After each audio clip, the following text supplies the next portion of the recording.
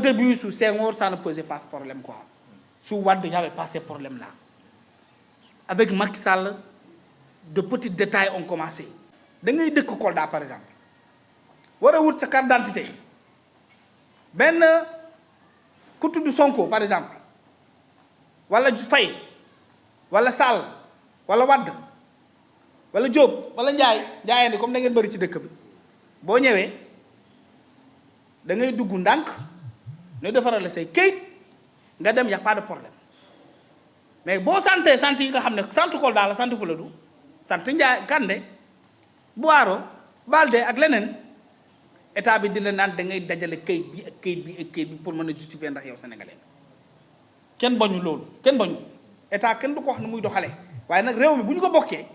mën nañu xelalante pour bañ a andi jéeya bañ a andi ay difficultés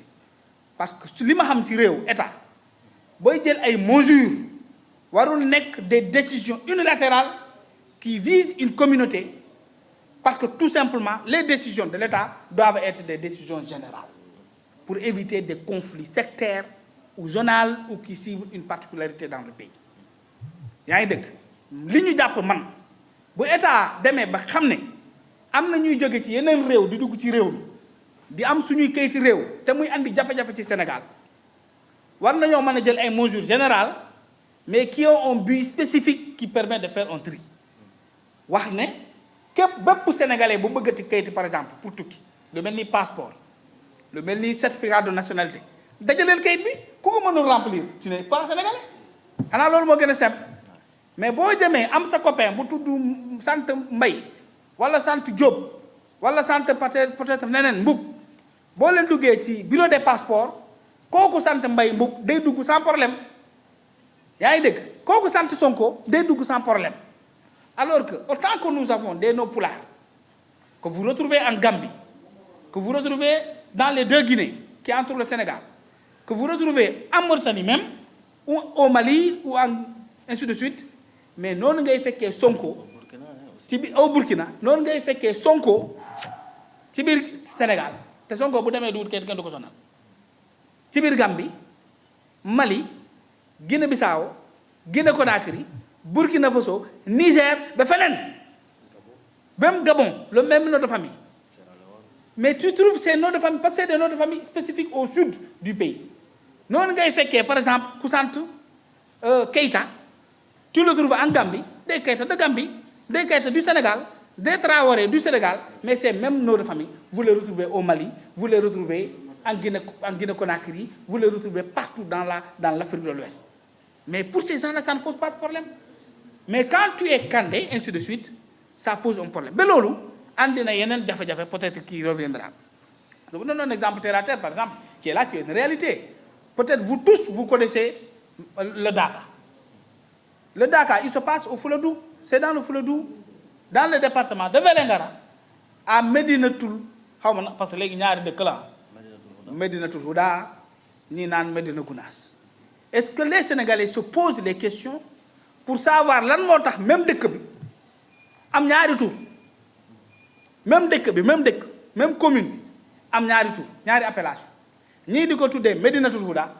ñii di ko tuddee Médina Gounass te même dëkk bi la même kër yi même askan wi ñuy partager même localité même commune bi le Sénégalais ne se pose pas de questions pour xam lan moo waral loolu y a un fait qui existe est-ce que ce fait-là on doit l'occulter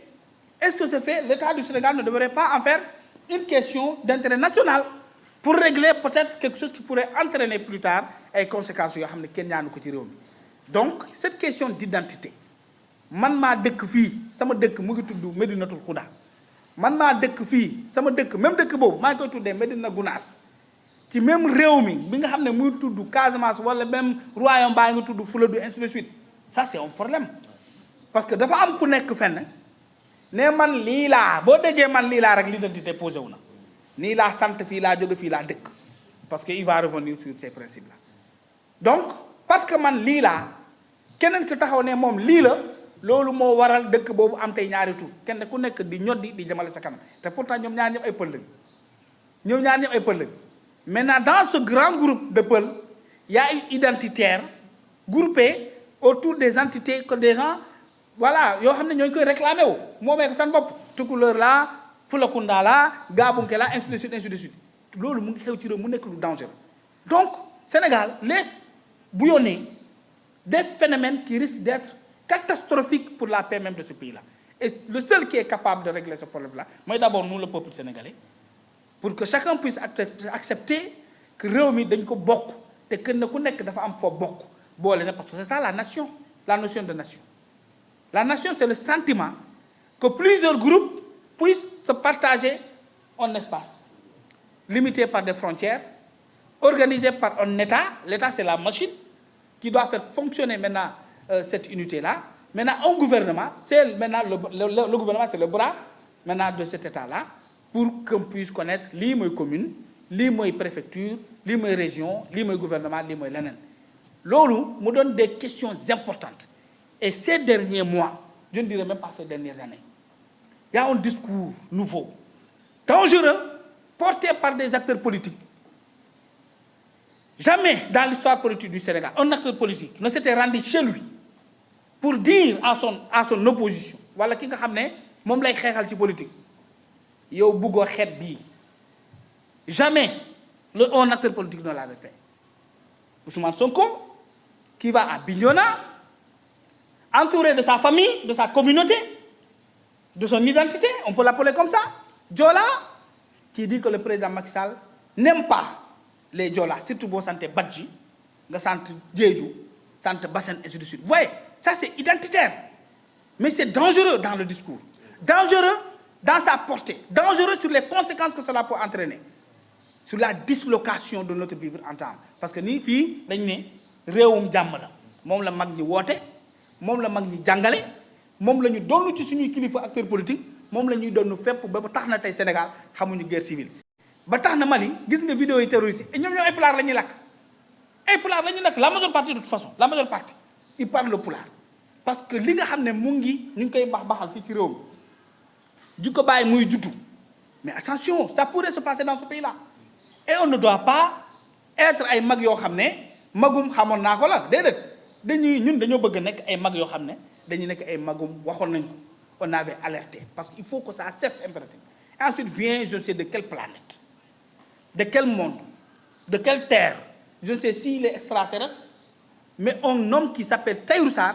qui porte mais un coup beaucoup plus violent que celui que Ousmane Sonko avait porté à Bignona. Mu nekk deux partis politiques sur lesquels tout le peuple sénégalais, les acteurs que vous êtes de la presse, mais les autres qui sont des communicants, les journalistes, les politiques, les universitaires, tout le monde doit se mobiliser pour qu'on arrête ce forme de discours. C'est dangereux. bi ma si bëgg yokk nag mooy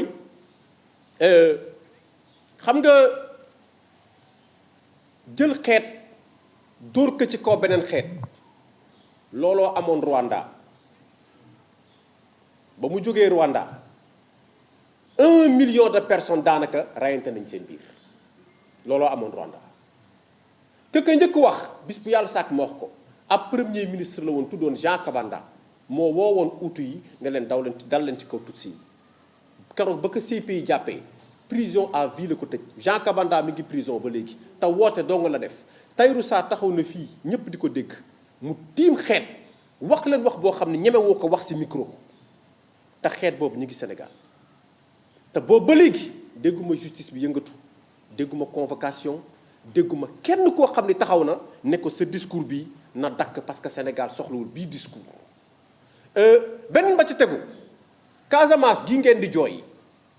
40 et quelques années de grève nee nañu de guerre c'est la guerre la plus longue de l'histoire Casamance xam nga lu tax guerre ba am parce que ña fa dëkk dañ jàppoon dañ leen beddi boole wuñu leen Sénégal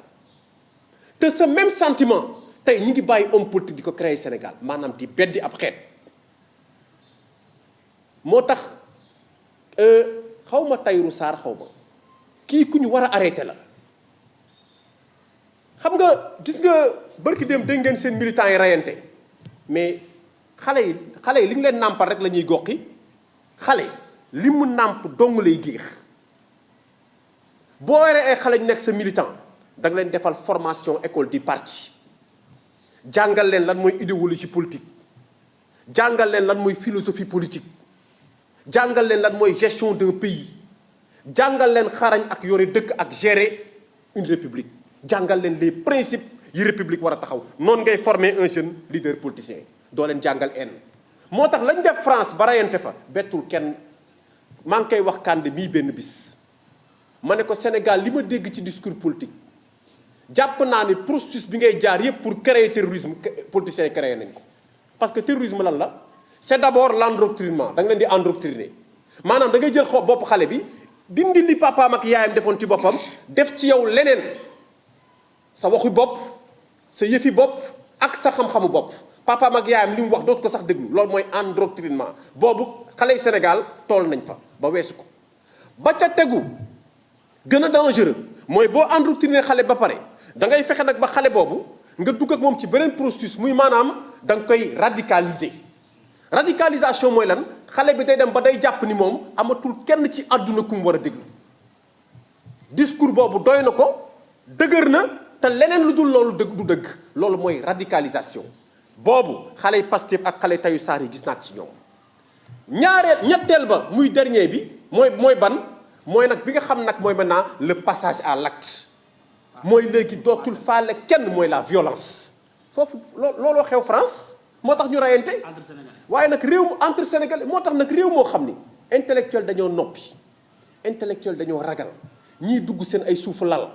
ñii dugg seen ay biir armoire tëju ñii daw làqatu ñii tëju seen ay biir kër intellectuel yooyu ñoo taal Sénégal parce que buñ teeloon jóg xamal lii ñuy wax xale yi que ni ay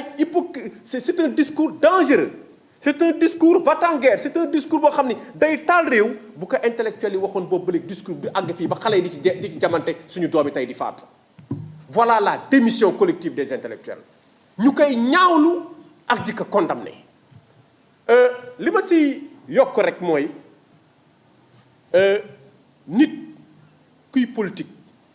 sénégalais nañu xam ne fii manipulation dootu fi jàll